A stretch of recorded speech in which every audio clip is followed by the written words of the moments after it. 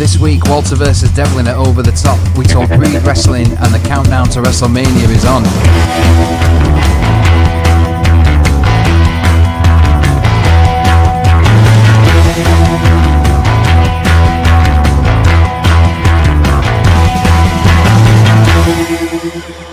Welcome to Staring at the Lights with Rob and Ethan. Hello. Tom couldn't be with us this week, but hopefully he'll be back. Yeah, rest in peace. Next time. I don't know why I said that. He's not dead. That's awful. He's Sorry. fine. He's fine. This week we start with St. Patrick's Day. Well, it wasn't St. Patrick's Day. It was the Saturday night, but it was OTT, Over the Top, over in Ireland. It was their Over the Top, over in Ireland. Over the Top, over in Ireland. It was their Scrapomania. Yes. Their yearly sort of big show. Yeah. And suppose the headline match really that we want to talk about is Devlin versus Walter. Yeah. It's been coming for quite a long time. Walter's held the title. I don't know. I should have looked into it. I feel like it's been a year, maybe longer, that he's held the title. Yeah. Longer than he's held the Progress one? Yes. Yeah. I think so. Fairly certain. Okay. There's been a hell of a lot of people that have tried to beat him for it. Namely, off the top of my head, Ospreay had an incredible match with him. Yeah, because I think that's free on their YouTube channel. I think there's a few that are free. Yeah. I think on the build-up to it, they kind of put them online, which is good marketing, because it got me, because I don't subscribe to OTT. No. And I never kept attention of it, I suppose. And then I watched the Walter Ospreay match, and that just sold me on the entire angle, because you could tell that Walter's held this, people were just trying desperately to try and get it off him. Yeah. Jordan Devlin and David Starr, again, are the two kind of big guys that have tried for it. Obviously, Devlin's their hometown hero. Yeah. Well, that was from, we mentioned it a while back, where they had that unbelievable promo between Devlin and David Starr.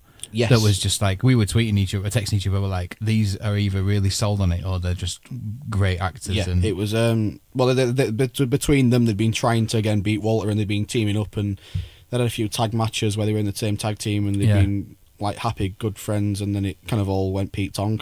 Yeah. I think it was David Starr that turned on Devlin, because he just couldn't get it. He couldn't win the match. He couldn't finally finish it off. And I think he tried to say it. I've not watched the promo in a while, but he's he lost focus. So before the Scrapomania match, they had a match between them to decide who went on to face Walter at Scrapomania. Yeah. Which Devlin won. I've not seen the match, but I've heard amazing things about the Devlin Starr match. Heard it was wicked.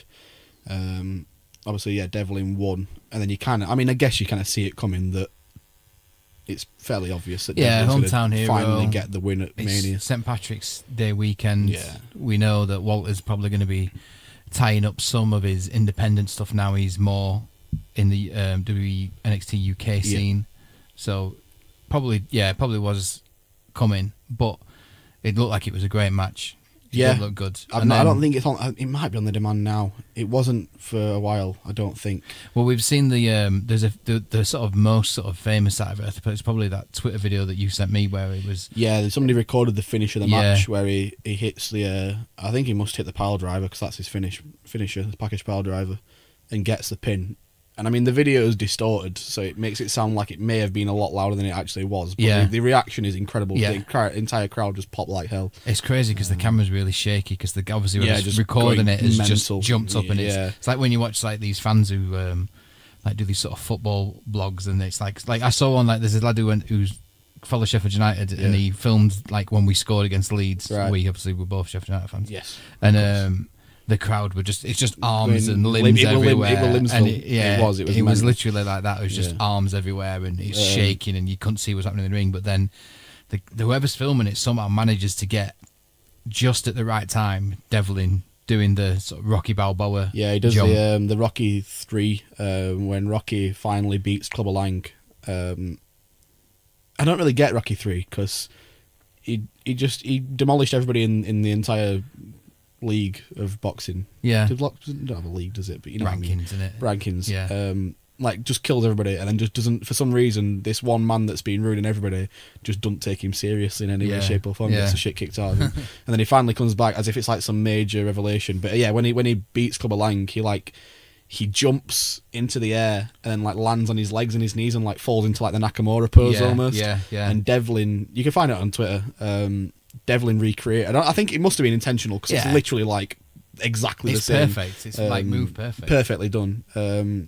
Devlin does the same thing, which is kind of redemption. Like he's finally done it. He's finally made this thing happen, which was really good to see. And again, the reaction's unbelievable. Like the announcers walking around the ring shouting who's won, and then all the fans are just grabbing him and hugging him and like bringing the guy in, and it's wicked. So I'm looking forward to watch the match.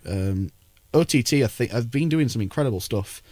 I was just gonna say the promo work. It's not something we really talk much about, is it? OTT. I think I never really kept. I've never been on my radar really. No. I never really like.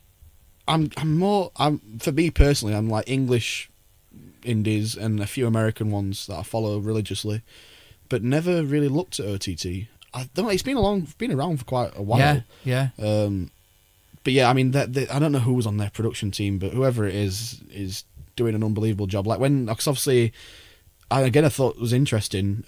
Pete and Trent won the tag titles. Yes, their tag titles. Yeah. Because they got announced for the show by, it was like a TV screen, and it was like counting down, and then it's like love is, and then blindness, and then a hammer hits it, a sledgehammer hits it, and then Jack White's Love is Blindness starts playing, which is what their theme used to be, in progress and stuff before copyright issues happened. So that was like a crazy thing, because people, I assume people thought they're off the indies now, because they said bye to Progress a while ago. I think it was at Unboxing. They've Tyler and Pete wrestled each other. They did, yeah. And then after they were like, to the indies. This is I think they did say they were going to finish up dates that they'd already had. Yeah, so unless planned, it was pre-booked, maybe but then again, but you put the titles on them if they're not going to be around for much longer. It's a bit of a weird move. But they finished up with Fight Club Pro as well, didn't they? And yeah, they finished with them a while before Progress. To be fair, they finished with them quite early. Which when we saw that, we were like, well, this is them maybe having a more prominent role in NXT. Yeah. Maybe not so much just NXT UK, but the main sort of main US event. I still think Trent. I keep saying Trent. I still think Pete and Tyler will be gone to America soon. I feel like Trent doesn't want to. I don't know if I'm right in saying it or not. No. I feel like Trent's got a very rich human being. I don't know what it is about him. I get this sense that he owns a hell of a lot of businesses and a lot of stuff like that. Well, we likened it to like how, I mean, it's bizarre now because he has moved over to NXT UK, but we used to say Trent is a lot like what Cassius Ohno is in NXT, where he's just cool being there. Yeah, he doesn't need main roster. No. And now he's moved over to the UK one. Yeah, he owns Fight Club Pro. I just feel like because he's been around for a long, long time, Trent. A long time. Fight Club Pro has been around for a hell of a long time. But then he still holds the Atlas title. Yeah. And they're doing a unification bout at Super Strong Style between the Atlas title and the world title. Yeah. If Walter is doing what he's going to do and go to, he's on. Speaking of NXT UK, the Walter versus Pete Dunne match has been announced officially. Yeah, that was today actually. Brooklyn. Is it Brooklyn? Yes, it is. Yeah. Obviously, it got filmed a while ago. Yeah, because there were rumblings of it before anyway. And well, it was already. People knew it was happening because I think it got announced. Like I think was it on NXT UK that it got announced? Yeah. So it came. So Pete was either in the ring or Walt was either in the ring, and then either came out. Pete was in the ring, and I think he said, "Give me Walter." I don't think he said anything. Did he not? I've seen his tweet. That's all. So I think when it happened, when it goes out on air, we're here recording. So. Exactly. Yeah, it's hard to tell. When Walter came out, I think he just like stared Pete down. Okay. And then people were like, right, well, this is obviously going to lead to Brooklyn. Yeah. And then when the actual episode came out, Pete tweeted saying, "Yeah, give me Walter," or whatever it was. Yeah. So that'll be unreal. So I'm wondering if Trent's going to beat Walter for the Progress title. Yeah, which would be fucking incredible because nobody's beat Walter. Like nobody's done it. Nobody's done it, and if no one's really come close to it. Tyler came close at Wembley, but there's not been many matches that have then gone on to have a rematch. No. So like how we see in WWE where like Progress don't believe in rematch clauses. No, but like so Samoa Joe lost to AJ Styles like 3 times. And without ever winning the title off him, and we don't see that really. I don't think we've seen that with Walter with the NXT. With the Progress title. The Progress have always said they don't believe in just giving a rematch because it's a rematch. But yeah, not all. I mean, there's a lot of guys that are big names that haven't, like you said, not really come very close. I mean, Flash beat. Flash beat Travis Banks, though, didn't he? And then got sort of screwed out of it. It was Travis Banks. It wasn't Walter. I'm thinking because he was he rolled him up. Feet under the ropes. Yeah, and the other ref came out and said it wasn't going to be done. Yeah. So I thought they might have put Flash into that picture, but obviously now he's NXT UK as well. Yeah, yeah. So there's not a lot of guys. So I'm wondering if they're just going to let Trent work a part-time NXT UK schedule and then just let him do indie stuff as well. Yeah, maybe. Unless the only thing I could think of is they make it a triple threat. They put somebody else into that match at Super Strong Style, and they win for the title. But I'd love to see Trent. I've always said I'd love to see Trent as the world title holder. Yeah. He's been mint as the Atlas holder, but obviously the Atlas title's just, it's, 205 or above? Over 205, isn't it? So it's kind of like the heavyweight one, but it's just known as like the big lads one, isn't it? Yeah. But, I mean, for my introduction to Progress, I've only ever seen it be Walter, and then... The Progress title? Yeah, the Atlas title. I've only ever seen Walter hold it, and then he just give it up. He vacated it, and then Doug Williams won it. Yeah, he did. That's really good. Trent won it off him at Hello Wembley, didn't he? So he did, which was a wicked match. Yeah, it's not been a... There's been, I could probably, if I looked it up, I'm sure there's been a lot of guys that have faced Walter, but like you said, there's nothing I can think of where they've either done like a dusty finish where somebody's won but hadn't won, or it even came close to getting Walter down. Apart from Tyler. Tyler hit the Tyler Driver 97 on him, and I genuinely thought he was going to beat him for it. Walter's gone over pretty clean every time. Yeah, essentially. So yeah, I think it'd be interesting that if Trent won, it must mean that he's going to carry on just working indies. And again, I thought it wasn't. I just didn't think he was going to be allowed to. But no.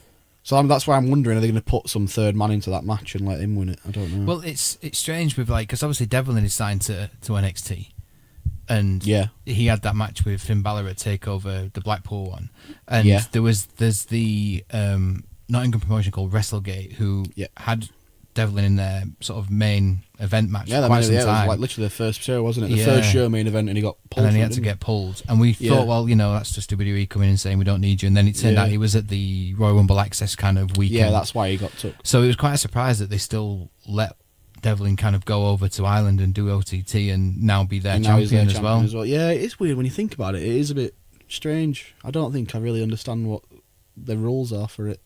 No, I mean there'll be contracts saying they can't do so. I mean, I think the way and again, it's probably all hearsay because it always is. But when I remember the first time reading it, again, it might not be true at all.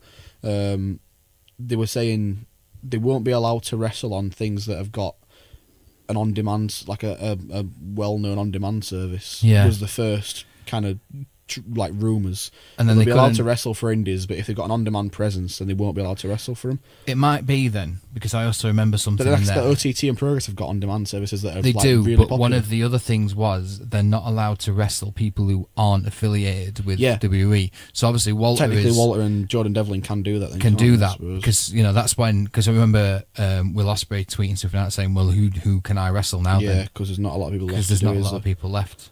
Yeah, they released this sort of blacklist, didn't they? Of like, they can't. It's clever from WWE that. To you can still do that, but if you're not signed to us, and you're not going to be able to do it, so that just gives the incentive to all them indie guys. You're not facing someone from New Japan or Ring of Honor or anywhere. It gives the incentive to them indie guys to sign with WWE because then they can still do what they want to do on their indies. But they just it's like literally buying up the market, isn't it? Saying you can still be an indie wrestler, that's fine, but I'm going to get all these guys that you normally wrestle. You're not allowed to wrestle them anymore unless you come and work for me. Then you can carry on doing what you're doing. So it's clever from them, to be fair. It is. I mean, it's a shame that we can't get the sort of caliber of matches that we would have done normally. No, but there's been new guys that come up through the ranks. There always is. Like you look at like Pete and that. They weren't really big names very long ago. No, it's only been recent. 3-4 years. I'd probably say a bit longer than that, but. Yeah, there's always going to be new kids that are wrestling. I mean, there's kids, I saw something the other day, somebody tweeted, it might have been Breed that retweeted somebody saying there's kids like 14 years old that's wrestling matches now. Yeah. He's been training for like 5 years, something stupid. Yeah. There's always going to be new guys that come up, and it's just, I think people have like a really closed mind, because there's a lot of indies that, I'm guilty of it, I don't go to very many indie shows. I watch a lot, but I don't actually go to them. But there's like stuff like Rise in Leeds. Yeah. Obviously the South Side. There's EBW, which is like a very, very basic indie promotion. Yeah. But there's loads of kids wrestling for them that I bet off mint, but I just never hear them because they're not very well known. Yeah. But again, like you look at, I was laughing, watching somebody retweeted a video of British Strong Style in Progress, like when they first came together, and they're doing the whole Peaky Blinders gimmick where they had like the big like overcoats on the suits and stuff like that, and Pete had his awful top knot that I'm so glad he got rid of. And it's just like they look like kids, like babbies. Yeah, like Tyler's tiny. Oh, even the difference, the transformation from Tyler when he did the first sort of UK tournament, and now to like being massive as he is. Yeah. So yeah, there's. I mean, it's going to be probably a couple of years before these names become like big names. But then again, I worry that with things like Progress, with them guys, with Jim, John, and Glenn now being producers for WWE, that it'd be a bit shady for them to bring in some new kids and try and like push them as their new guys when you've still got access to people like Travis Banks and all them guys that are very well known and great wrestlers. Why would you not just carry on using them when you have done for however long as you have? It doesn't really make much sense to change. They have the thing called Natural Progression Series, which is what like not Kyle Fletcher, Mark Davis came through and stuff like that. So they do the tournaments for these new guys to try and get in, and I think they did a women's one as well, didn't they? Yeah, they did. Yeah, I forgot what it was called now. There was a name to it. It was like a tournament thing, but I forgot what it's called. Yeah. It might have just been Natural Progression, just a female division of it. But yeah, like there's still stuff like that, but it does worry me that the talent pool's going to dry up for the like short term future, and they're not looking at the long term future. Yeah. It's interesting. We'll move on to it as well because on Sunday was the Breed show. Yes. At the Sheffield City Hall. Yep. This was their second show that they put on, yeah. and I went down to it. I thought it was really good. We were hoping that all three of us could go, but I ended up going down on my own. Yeah. But it was absolutely fantastic for a company to be putting their second show on in that kind of venue and getting that kind of crowd and having that caliber of match, like. They're getting people like Chris Ridgway, Ilya Dragunov. An unbelievable match. One of the best matches I've seen for a long time, like live. Yeah, in person. Absolutely amazing. Some real heavy hitting match. Great people that are like established on what you would call like the other sort of indie scene, like with Progress, or people like sort of Anti-Fun Police and people like that. Really, really good. But then again, like for you, there's a few guys that you've not seen before. Yeah. So again, that's probably testament to my point that there are indies that are giving these like young kids a chance to make a name for themselves. Yeah, really good. I mean, they had a good mix of like people that you would say that are established on the indie scene. So people like TK Cooper and Chuck Mambo and Spike Trivet and stuff like that. And then they had a guy who's going by Carlos Romo, which we originally saw the Progress show that was snowed off, and he was kind of a replacement. He was called Adam Chase. Adam Chase back then. He was great. But he's a great. I loved seeing him. I think it was really good. It was my first time seeing Club Tropicana. I thought they were absolutely brilliant. They're really good. Really, really good. They had such a good match with Anti-Fun Police. That was good. The triple threat Women of Steel qualifier match was really interesting. There was three girls that I'd never seen before there either. Like I was really impressed with Raven Creed and Debbie Cartel and Ivy as well. Yeah, really, really good. So it's great that they had such a good mix of new talent and established talent, or new talent for me anyway, that I'd not seen before and heard much from. But yeah, really, really good. How was TK Cooper? He was great. He was annoyed because we write stuff for RGM.press, and I missed out a match on my sort of full review, and he wasn't very happy with me about it. How about fuck you, TK Cooper? How about that, mate? Why don't you come on the podcast and explain yourself? That's what I think you should do. I wasn't being patronising, TK. I was just telling you I've amended my mistake. At TK Cooper, at him on Twitter, and tell him to come on this show, and we'll have a good chat with him. We won't hurt him, promise. We probably couldn't anyway. Yeah, but you can't tell him that. Can you? Just know that he can beat the shit out of us. That's true. But it was a really good show. The venue looked amazing. Like it looked it's a wicked venue. Really I liked nice. City Hall. It was great seeing Alan Kilby as well. Yeah, I know. I saw that on Twitter. I think that was quite nice. Apparently, he started crying afterwards. He broke down crying. It was really emotional. He was quite emotional about it. It was really emotional. But again, he sold that venue out for God knows how many years back in the day when it was obviously the heyday of the 70s, 80s. Yeah. World of Sport days and stuff like that. No, it was wonderful to see him. It was really nice. Cause he didn't have like an old. Was it one of his belts? It was his light heavyweight. I think it was the light heavyweight championship, the British light heavyweight championship. Really cool belt. And he had it with him, and it just looked, man. It was nice for him. It was great, and it was nice to see so many people just appreciative of what someone like that did. Yeah, of course. For British wrestling in their time. 100%. I love stuff like that. I love anything like that. As I say, unfortunately couldn't make it to the show. But yeah, Rob told us great things about it. It's also the first time I've ever been to a wrestling show on my own. How did you find it? It was good. Nice, isn't it? I really enjoyed it. Yeah. Because normally when we go, you're shouting and chanting, and I feel like I have to join in, and I didn't. You got to join in. It was quite good. You love it. Don't act like you don't. I do enjoy it. I think I just try and act too cool for it. Like I don't want to. Well, you think you're too cool for everything, mate. Yeah, I do. At least I'm aware of it, though. Yeah, better than being unaware. No, I like going to shows on my own. Yeah, it was good. It was good. I'd do it again. I like doing most things on my own. I probably prefer to do this on my own. Just sit here and talk to yourself for an hour. Yeah. No, they've announced sort of some of the card for their. Oh, but by the way, at City Hall, you give me pal a Magnus instead of a pint of Carlin. That was the only thing that I didn't enjoy about the whole night. I took it back and smashed that up. I was sat in the balcony. By the time I got back down, got to my seat, I was like, "Do you have to go downstairs?" Yeah. Bloody hell! I'd have been winded. That's a bit. I think I was just so thirsty from walking up 2 flights of stairs that I didn't mind. I'll just drink it. It's fine. It's fine. No, is it vegan, Magnus? I don't know. Interesting. It's only apples. It's got to be. They've announced some of their card for the next match. Their next event. Sorry, well, not their event. They've got another one, and then they've got one on the 12th of May at the old. It's called Hex now, but it used to be Queen's Social Club. Okay. Like really good venue for cool. like, and especially in the music scene, the venue was great. Yeah. Is Carnal playing there soon? No, he's playing at Crux. Sorry. They originally were supposed to have in the main event for this one. They were supposed to have TK Cooper and Lucky Kid. Yes. But unfortunately, Lucky Kid got injured the night before. I think at a show in Denmark. It was something like that. So he had to pull out, and then we got Scotty Davis, he was amazing. Good wrestler. Really, really good. That's another one I've never seen live before, but actually, good wrestler. Unbelievable. I've seen him somewhere. I can't remember where it was. So good. Yeah, he's a really good wrestler. Absolute suplex. This is what I'm saying. Like a lot of these guys are really good wrestlers. They just don't get much opportunity to show it off to a wider audience. But that's what's great about something like Breed. It's mint doing something like they do. And again, it's good and it's bad because you're going to struggle to get on shows like Progress that are massive. Because not for the venue size, but just for like on demand, just to be able to like networking is the biggest thing, isn't it? Like Twitter's the biggest thing, and it's how many were at the Breed show? Close to like 250, I think. Yeah. So that's 250 people that might not have seen. A few of them, like I'd probably guess half, might not have seen him before. Yeah. Maybe because you said like a lot of families there and stuff like that. A lot of families there, a lot of dads with the kids. I did see a lot of people that we tend to see quite a lot of Progress shows, which is pretty good. So glad that they're kind of getting involved and stuff. So it was really good. I messaged one of the lads afterwards and said this is really good. This is like the start of something, I think, for this because should be to be able to sort of put that caliber show on at your second attempt.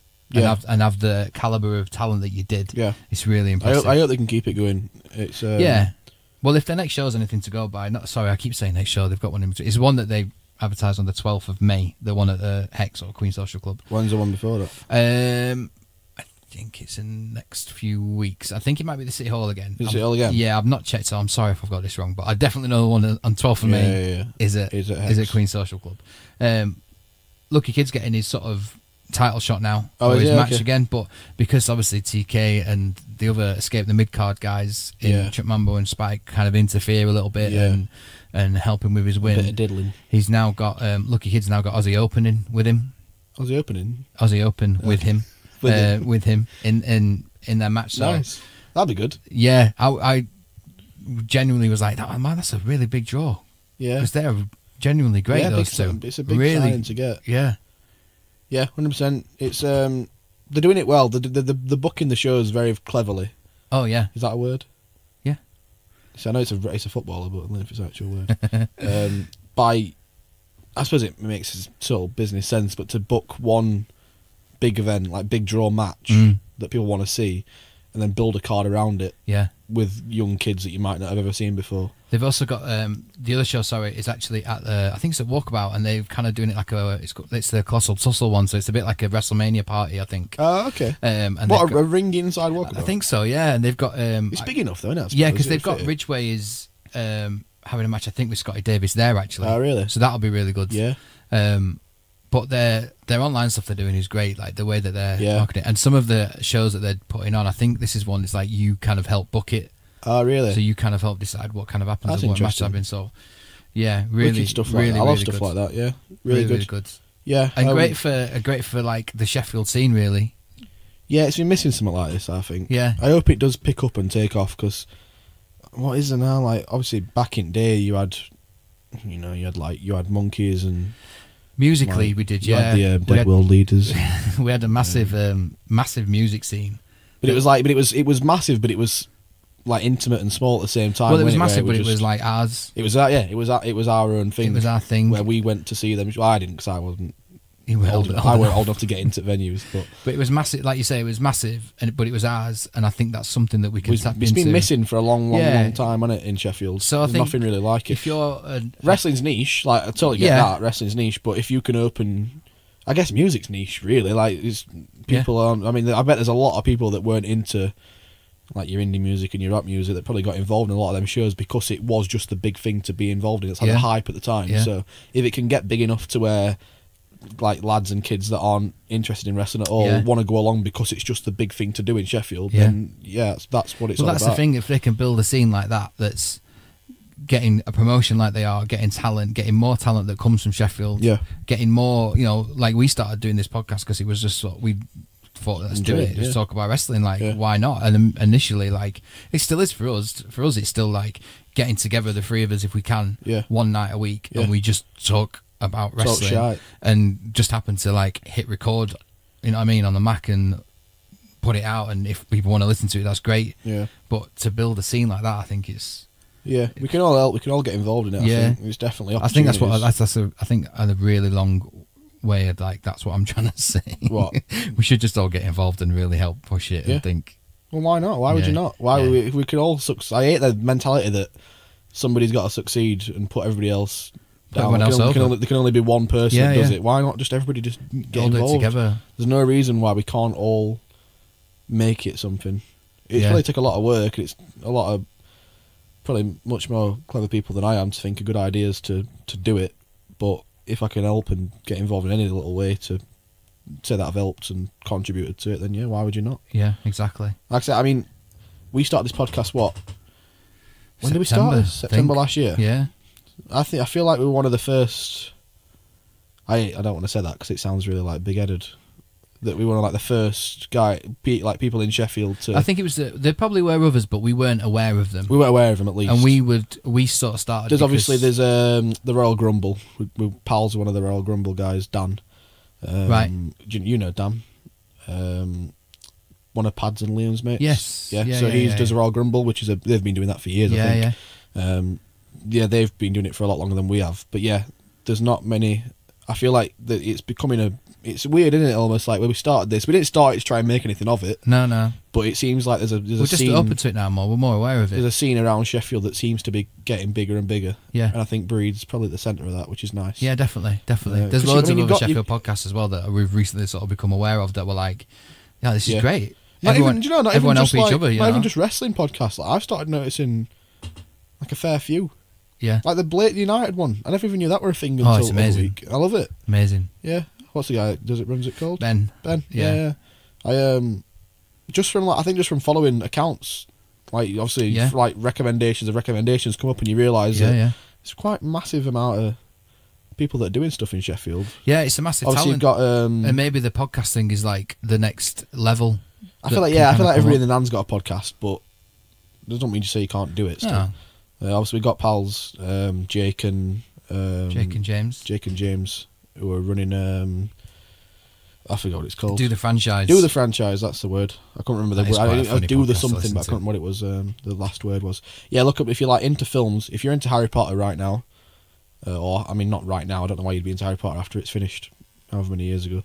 If you're a fan of Harry Potter, search Do the Franchise on iTunes. It's quite funny because the premise of it is like Jake knows a lot about it. It's essentially Wrestle Me, but for Harry Potter. James has never seen it, and Jake knows a lot about it. Yeah, so they're watching the film. They're watching the films through, and then like just chatting about it. So yeah, definitely tune into that. And that again, another Sheffield-based podcast. So yeah, it's nice to see a lot of stuff forming around Sheffield. And again, if we can make it something, why would we not go balls to the wall and try it? That's it. And there's plenty of others. There's plenty of other wrestling ones, like you said. There's the Southside. There's the Southside Wrestling.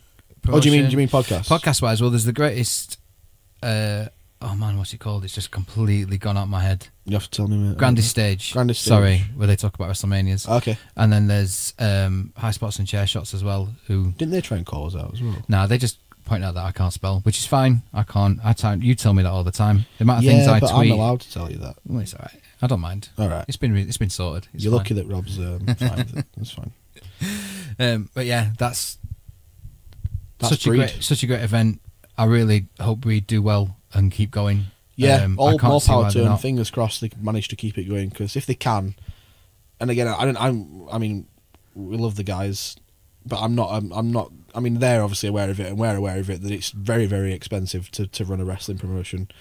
Yeah, and again, like, I really, really hope it pays off for him, and I hope it works, because if it does, it just needs people to get out and support it. Yeah, go and see it. Just spread the word. Even if you aren't into wrestling, just retweet them. Just tell your pals, because there's. I mean, I reckon there's a lot of closet wrestling fans. Oh, loads around around the world. I reckon there's loads that are like, oh, it's fake, that's shit. And then actually, we've took people with us to Progress shows who have never been before. Yeah, and they've always smiling. Yeah, we went to a show where we took Chris with us, who wasn't really into it, and he was on the edge of his seat for two guys that we'd never seen before. Yeah, he was also quite pissed though. So well, he enjoyed it. It just made him more aware of how much he enjoyed it. Yeah, it brought him out of his shell. It did. No, yeah, it's true. Like I say, I think it's worth a shot. It's worth a pop in it. I mean, how much for tickets for that promo code? 15 quid. 15 quid. If you're doing that on a Sunday night for 15 quid, just go and watch some wrestling. They've got tickets available now. If you like it, I mean, if you don't, you've spent 15 quid. One of their ticket tiers with Breed for the May the 12th show is 35 quid, which is the same as a front row for a Progress show. Yeah. But you get front row and you get your name engraved on their title as well. Really? That's an amazing... That's mint. That's mint. That's very cool. I like that. They've already got a title? Yeah, I think they're having a new one as well. Oh, okay. Like another division. Another division title. Okay, cool. But still, even if you got your name on the original one, that's great.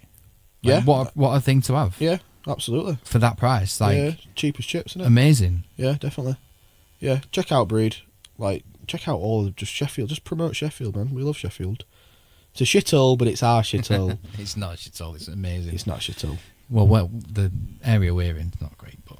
I mean, there's at least 3 houses that have ladies of the night within a mile vicinity to us right now. But some people would class that as a great thing, Rob.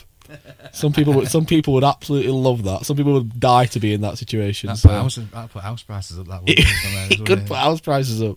Imagine that. You're the estate agent. It's got a lovely brothel 3 minutes away. Just take 2 lefts and you're there. Oh, I haven't got the prices, but you can Google it. Yeah. Right. Let's move on to. Should we move on to Raw? If you want to. I'll tell you what, we'll cover Raw and SmackDown together, because the last podcast we put out, we went into so much depth. Yeah, I don't know why we did that. I think because I hate WWE. It was so not necessarily. It was very unnecessary. It wasn't great. So there weren't all much else to talk about though. No, I mean this week there was. I think SmackDown actually only had. I mean, if you count the Gauntlet match as one whole match. If you count it as one match, it was 2 matches. There was that and the Iconics tag match, which they won. Yes. Clean. It was a non-title match against... Well, I don't know if you call it clean. Well, it was a roll-up and a handful of tights, I think. They were lobbing a roll-up and a handful of tights. That sounds like a song title. They were like... That's my spin-off podcast. That's your spin-off podcast. A roll-up and a handful of tights. They were... if somebody starts... Another Sheffielder starts a podcast called Roll-up and a handful of tights, I'm going to be very upset. I want at least 80% of all funds. Point it out there now that's our name. That's our name. We've copyrighted it. Trade rights, can't use it. I can't remember who was on the outside, but I think Billy Kay was on the outside. Yeah, Billy Kay hit. Was it Bailey or Sasha? Sasha got rolled up. Yeah. So it was Bailey, and then they got fighting on the outside, and then the other two got in the ring, got involved, and then it was kind of like a roll up because she was like Sasha was checking on Bailey. Yeah. And then, technically it was clean because there wasn't anybody. There wasn't like any feet on the ropes or anything like that, but it was again. It's a non-title match, so what does it really matter? Because like you were saying to me earlier, I don't think the plan is for them to be involved. It looks like the plan is Natalya and Beth Phoenix as well for the title match at Mania. So like, what's the point in letting them win in a non-title match? It's the exact same thing as the Aleister Black Ricochet thing, where they keep just beating the Revival. Yeah. Over and over and over and over and over in non-title matches. Are they going to have a title match at Mania? I think at the minute I'm not sure if anything's even been announced. Well, that's what I'm saying. Like, will that become a match at Mania? Because if it does, fair enough, it makes sense. But if it doesn't, then what was the entire point of the past month and a half, however long it's been? Yeah, I think that's the thing that we were talking about this earlier. Like, it's happened with the Kofi thing. It certainly has happened with Charlotte and Ronda and Becky Lynch. That I almost feel like the build-up has been too long. Yeah, but it always is because they have an idea in their heads, and then they can't. They have to like act on it immediately, and then just run it however long they have to run it for until it gets to the payoff. I feel like it all started like a month too soon. Yeah, I mean, a lot of that would have been. I'd have started all these skits like a lot. I'd have started them like 3 weeks ago, 2 weeks ago. It's a real intense build-up. How long's the Becky thing been going on for now? Well, I think that maybe their hand was forced a little bit because of the injury that she got, and it had to insert Charlotte in a little earlier. When was the injury now? That was just before Survivor Series, so we're talking October time, which is a long while away. The entire thing's been going since October. I mean, we've kind of known since October, August, really, that this is probably going to be.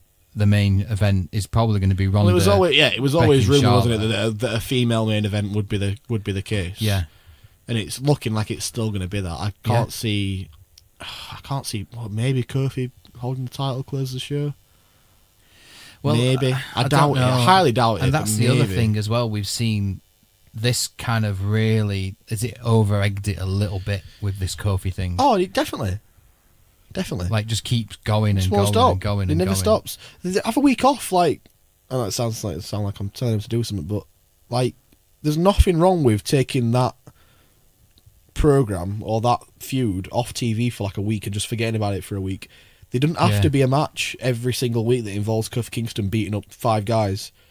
Like, it doesn't need to be done every single time. They've kind of... I don't know, in my opinion, I think they've done it right with the Triple H and Batista one.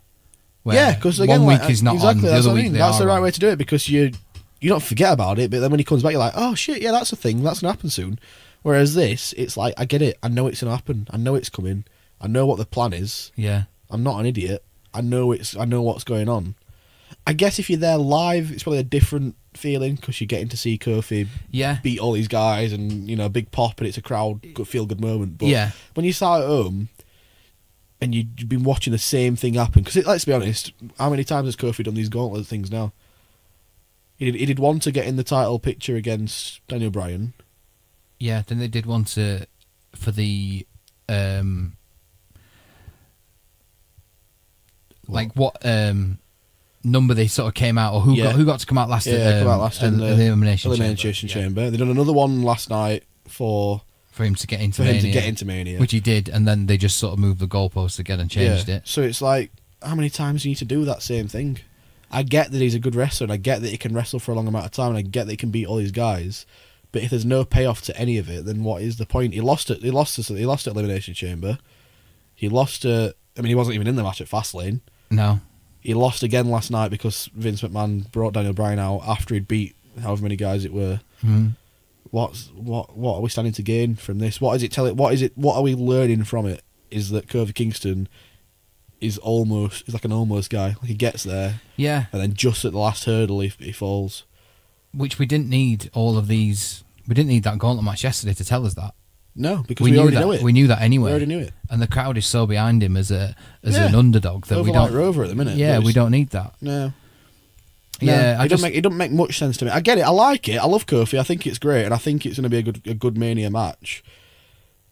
But again, the trouble is, we look at it from we know wrestling's fake, and we read dirt sheets, and we know the plans. I try and look at it from like a 12-year-old kid's point of view. We're not casual observers of it anymore, are we? I try and look at it from a young kid's point of view. We're not like casual fans of it now, where we are looking into, have you seen this story's come backstage? That's why they're doing this, and then they're going to do that. So we probably just ruined it for ourselves, really. Essentially, yeah. By growing up, we have ruined wrestling, unfortunately. It was. But no, again, like Kofi, great match. He beat. Who did he beat? He beat. First off, it was Sheamus. Then he beat Cesaro. Then he beat Eric Rowan, or did Eric Rowan just get involved? I think Eric Rowan just got involved. He beat Sheamus. He then beat Cesaro. He then beat he did beat Rowan. Sorry. Yeah, so Rowan was then involved. He beat Samoa Joe, and then Samoa Joe sort of choked him out a little bit, and then he came in and he beat Randy, and then that was like supposed to be the last match, and then Vince came out and said, "You've got one more person to take on," and that was Daniel Bryan. Yeah, it's just it. I don't know. I can't get it into words how much it doesn't annoy me because I don't really. It's not going to change my life, but it just frustrates me that there's so many other ways they could go with it, and they don't want to almost. They're just so focused on it has to be this way, otherwise it's not worth doing it. It's our way or the highway with WWE, unfortunately. And I can only think of one time it's ever changed with funnily enough, Daniel Bryan, when he was never involved, like legitimately, it wasn't even a work, like he was never going to be involved in that Mania event until the crowd got behind him, and then WWE finally changed the position and let him into the match and let him win the title. Yeah. And I look back at Daniel Bryan, and I know that injuries involved, like struggled with him and stuff like that, and I think that killed him off. But when after he won the title at Mania, the entire just like the hype behind him and the feud and the run just kind of died. He faced Kane at Extreme Rules the month after. That's the thing, after isn't it? Beating Triple H and Batista and Randy Orton in the same night, he faced Kane in like a no DQ match a month later, and I'm just like, what? He's just ruined him. Well, this is the thing, though, isn't it? It's like you want something so much that then we get it. We're like, no. Right. That's what you want. You want what you can't have, don't you? But yeah, it's like, yeah, it is. Now what? Now what do we do? Now what? Yeah. Like So if Kofi does end Mania holding the title, I don't think he'll close the show. No. I think he'll be, second or third match from the end. Yeah. But if at the end of his match he's holding the title, the crowd's going to be like, mint, this is absolutely amazing. This is what we wanted for a long time. Yeah. The first black champion that WWE have had. I'm so glad it's Kofi. He's been with the company for 11, 12, 13 years, whatever it is. Yep. And then the next pay-per-view is going to come around, which is, what is it, Extreme Rules or Payback or something? Or Payback, either. And you're just like, okay. Yeah. Now what? That moment's gone now. Done. Finished. Yeah. It's I guess I get. I think with Kofi, luckily they got a chance to go down the road of imploding New Day. And I think that could be mint. That's what's underneath it all. But then again, I worry that WWE is going to hold on to that until Mania next year, because they think that these matches have to happen at Mania. They can't just happen at a pay-per-view in the middle of the year. Yeah. One of the big four put it on like Royal Rumble or Survivor Series, something like that, or SummerSlam. It'd be perfect for Survivor Series. Yeah, because it could just be a survival match. Yeah, it could be between the three of them. It doesn't have to be a standard triple threat match. I'd give it a few weeks. I think Kofi wins at Mania, which he will do. Give it a few weeks. Have him basking in the glory, have him beating guys on SmackDown for the title and retaining, and having Kofi and having Xavier and Big E there, like cheering him on. Yeah, and then maybe not Payback, maybe Extreme Rules after, or at least plant the seed at like Payback that they're a little bit. Like a bit of friction between them. Maybe plant the seed there. Maybe tease it through SummerSlam, and then maybe get towards Survivor Series or something. Maybe one of the big four. Because they did it with the Shield, didn't they? When you look back at the Shield, the Shield were mint until they just, like obviously Dean Ambrose hit Rollins with a chair when Triple H had his Plan B.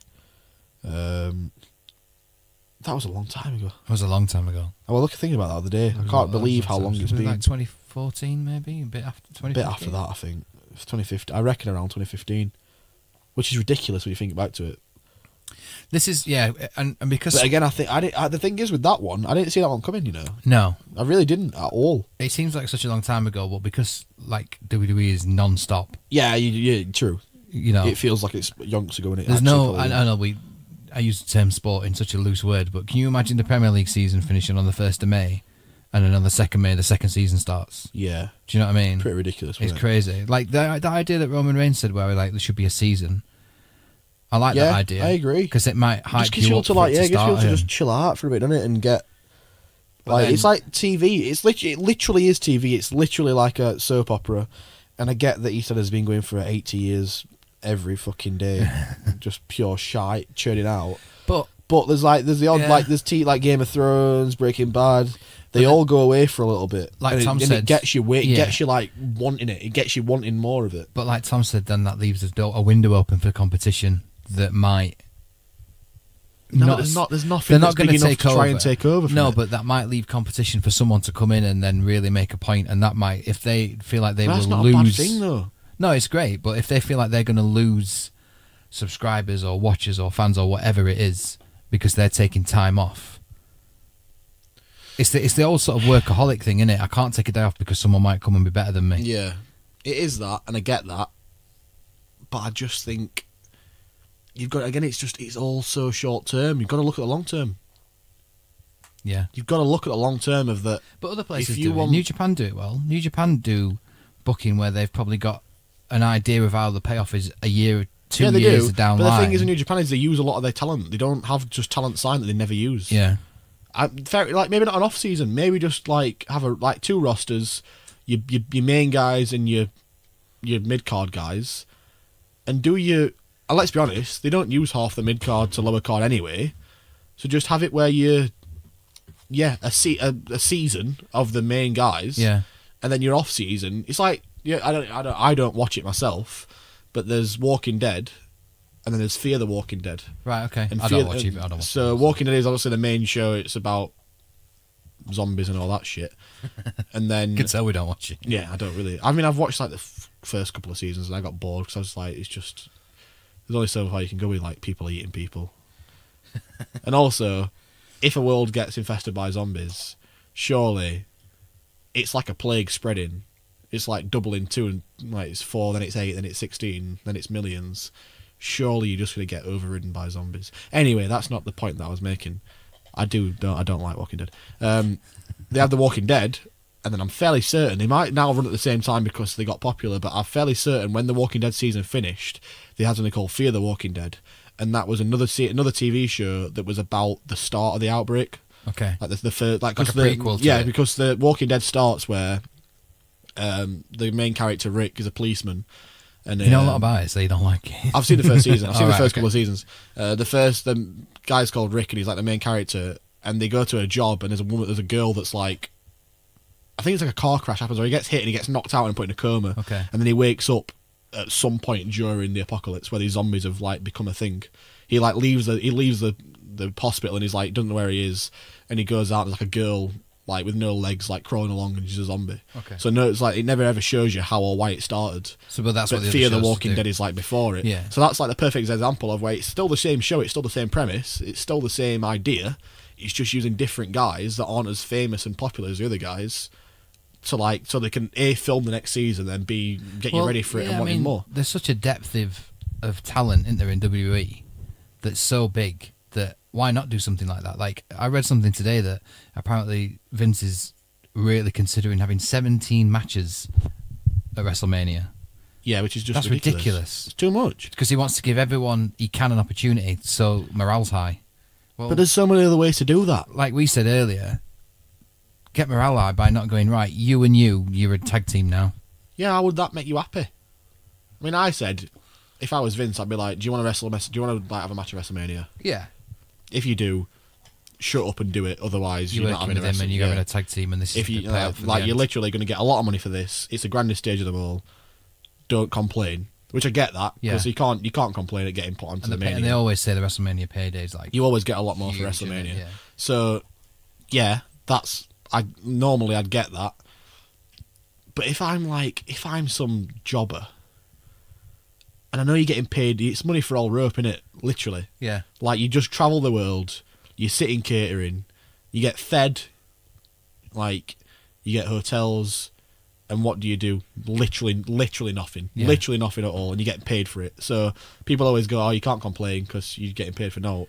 But you must just get fucking bored. There's got to be some work satisfaction. You must get so bored. When you know you can wrestle and you know you want to do it and that's what you've literally trained your entire life to do. I mean, there's still matches to announce now, but if we look at what's sort of already confirmed for Mania, so we've got, and these are not in any like particular order as they're going to headline or whatever, but we've got like Ronda versus Becky versus Charlotte, Brock Lesnar versus Seth Rollins, Roman Reigns versus Drew McIntyre, AJ Styles v Randy Orton, Triple H and Batista, You've got Samoa Joe versus Rey Mysterio, The Miz versus Shane, Kurt Angle which against Baron Corbin at the minute, but we don't think it is going to be him. Doubt it.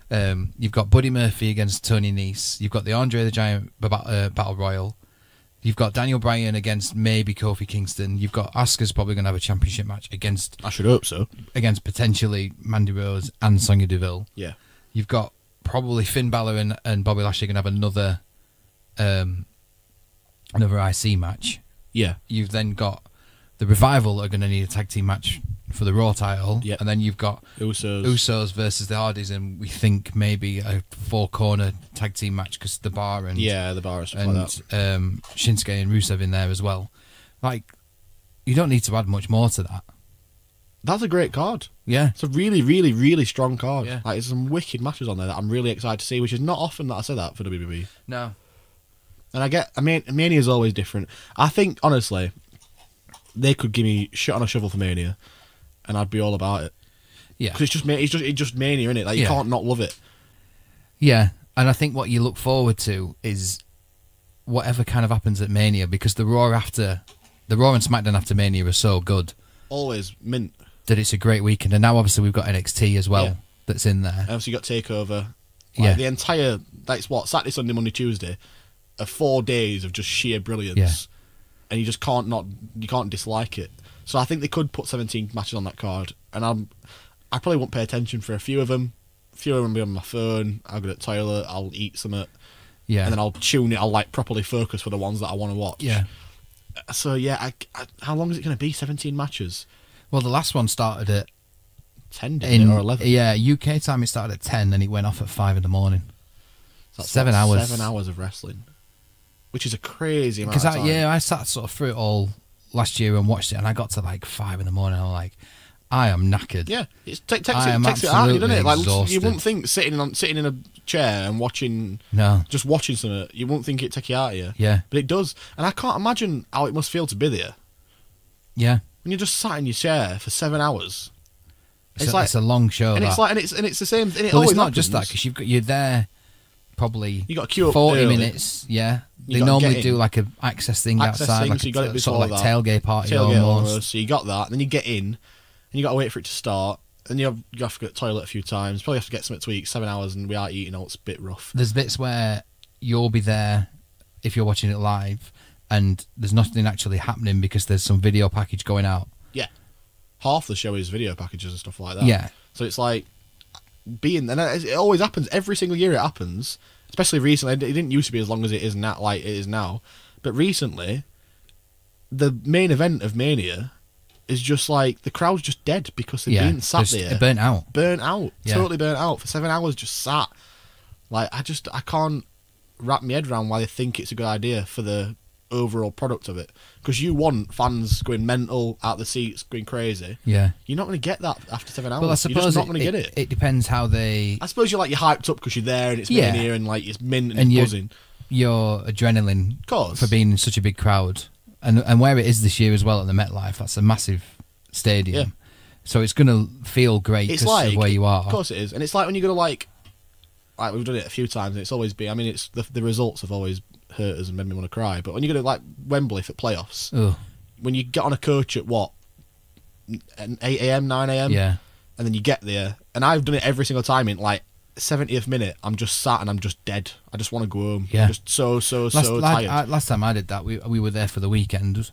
We got there on a Friday. We were out Friday, Saturday, Sunday. Exactly. Monday comes around for the match. It's obviously we lose because we always do in playoffs. But then you get to the point where it's like, I've got to drive home now. Yeah, I've got to get all the way home. Yeah. And I never stayed over, but we've always every time we've gone, we've got the coach there or a minibus there. Yeah.